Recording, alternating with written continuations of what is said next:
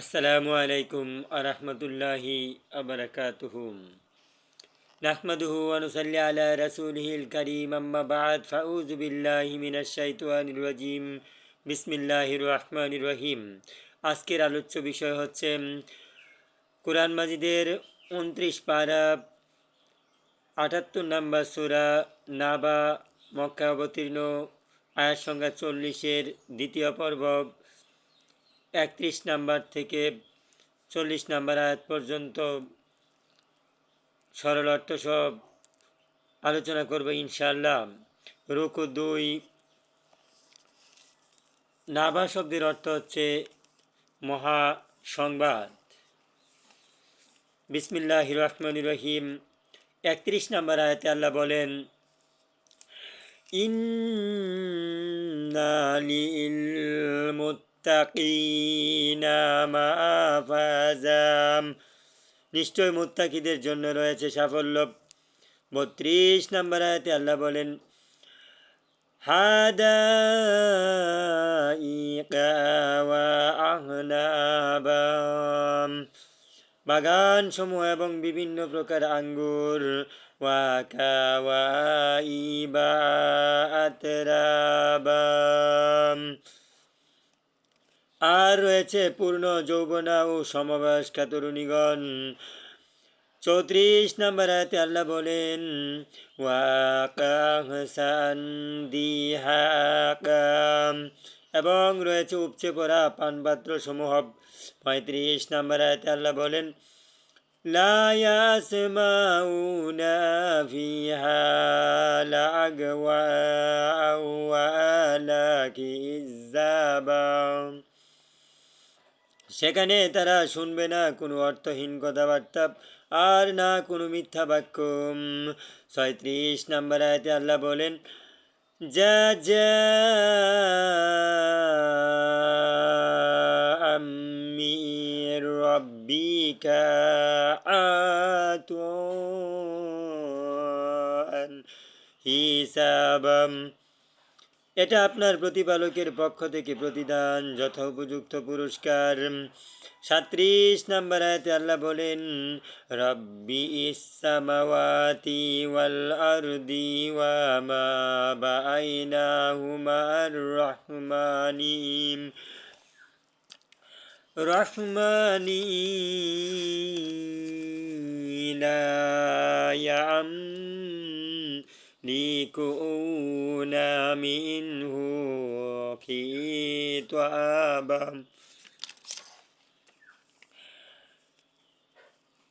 যিনি আসমান ও জমিন এবং এ দুয়ের মধ্যে যা কিছু আছে সব কিছুর প্রতিপালক, পরম দয়ালু, তার কাছে কিছু বলার ক্ষমতা তাদের থাকবে না। ৩৮ নম্বর আয়াতে আল্লাহ বলেন, ইয়াউমা ইয়াকুমুর রূহু ওয়াল মালাইকাতু সাফফা আল্লা ইয়াতাকাল্লামুনা ইল্লা মান আজিনা লাহুর রাহমানু ওয়া ক্বালা সাওয়াবা, সেই দিন রুহু ফেরেশতাগণ সারিবদ্ধ হয়ে দাঁড়িয়ে থাকবে, কেউ কোনো কথা বলতে পারবে না সে ছাড়া যাকে দয়াময় অনুমতি দান করবেন, এবং সে সঠিক কথাই বলবে। ৩৯ নম্বর আয়াতে আল্লাহ বলেন, জালিকাল ইয়াউমুল হাক্কু ফামান শাআ আত্তাখাযা ইলা রব্বিহি মাআবা, সেই দিন সুনিশ্চিত, অতএব যে চায় তার প্রতিপালকের নিকটই আশ্রয় গ্রহণ করুক। ৪০ নম্বর আয়াতে আল্লাহ বলেন, ইন্না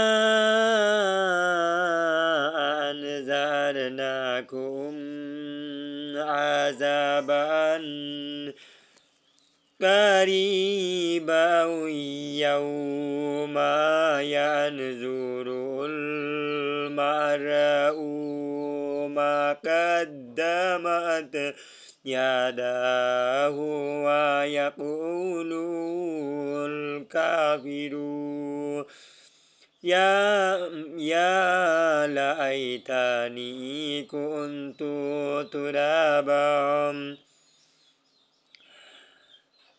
আমি নিশ্চিত তোমাদের ভয় দেখাচ্ছি নিকটতম আযাবের সেই দিন মানুষ দেখতে পাবে যা তার হাত দুটো আগে প্রেরণ করেছে, আর বলবে কাফের ব্যক্তি, হাই, এর আগে আমি যদি মাটি হয়ে যেতাম।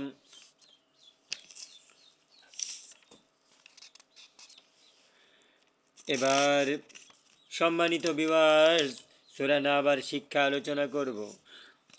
কুরআন মাজিদে কিয়ামত ও আখিরাত সম্পর্কে যেসব বর্ণনা করা হয়েছে, বর্ণিত অন্যান্য সকল বিষয়ের উপর নিঃসন্দেহে বিশ্বাস করা ঈমানের দাবি। কেউ যদি এতে কোনো প্রকার সংশয় পোষণ করে তাতে তার ঈমান থাকবে না। 2 নাম্বার শিক্ষা হলো, আল্লাহ তাআলা জমিনকে সমতল করে দিয়ে এবং পাহাড়গুলোকে তার উপর পেরেকের মতো গেড়ে দিয়ে আমাদের বসবাসের উপযোগী করে দিয়েছেন। অতএব আমাদের জীবনের সর্বক্ষেত্রে তার হুকুমই মেনে চলতে হবে। 3 নাম্বার, মানুষের বংশধারা জারি রাখার জন্যই তিনি মানুষকে জোড়ায় জোড়ায় সৃষ্টি করেছেন। 4 নাম্বার, তিনি মানুষের সৃষ্টির প্রকৃতির মধ্যে বিশ্রাম করার জন্য ঘুমকে আর তাদের জন্য অলঙ্ঘনীয় করে দিয়েছেন। 5 নাম্বার শিক্ষা হচ্ছে, ঘুমের মাধ্যমে বিশ্রাম লাভের সময় হিসাবে রাতকে নির্দিষ্ট করে দিয়েছেন, আর দিনকে জীবিকা উপার্জনের সময় হিসাবে নির্ধারণ করে দিয়েছেন।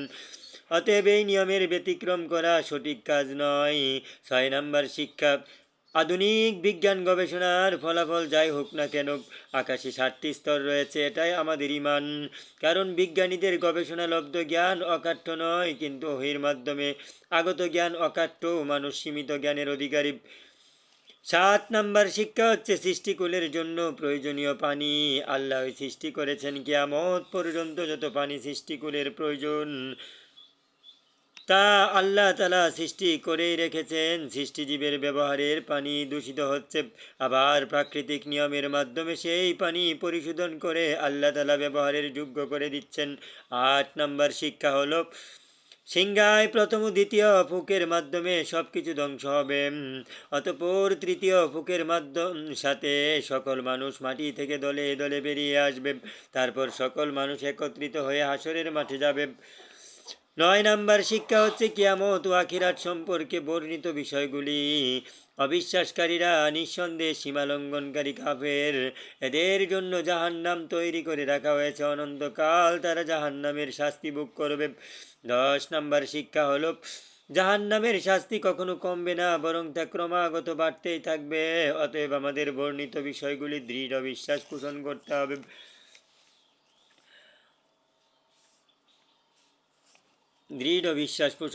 হবে।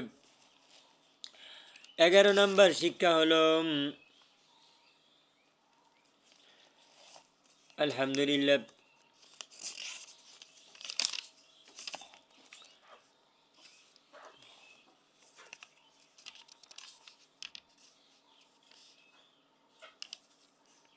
আলহামদুলিল্লাহি রাব্বিল আলামিন আর রহমানির রহিম। 11 নাম্বার শিক্ষা হলো, দুনিয়াতে মানুষ যেসব বিষয় সুখের উপকরণ মনে করে, আখিরাতে সেইগুলো সুখের উপকরণ থাকবে।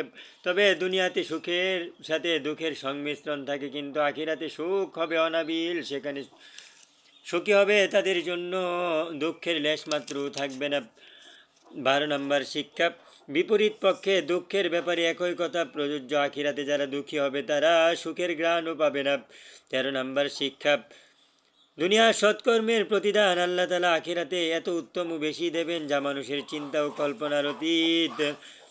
14 নাম্বার শিক্ষা, আখিরাতে আল্লাহর আয়াত সামনে উপস্থিত রেখে সারিবদ্ধ ফেরেশতাগণ নির্বাক দাঁড়িয়ে থাকবে।